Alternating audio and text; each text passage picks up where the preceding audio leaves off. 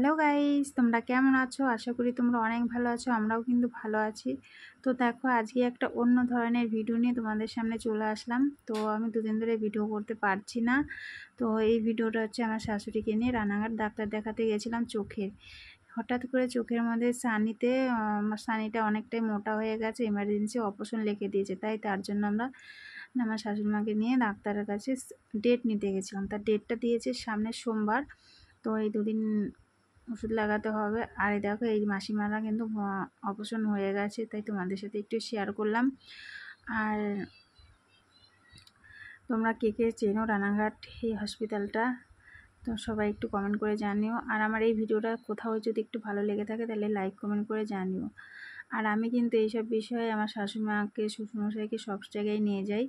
তো চলো, আর বেশি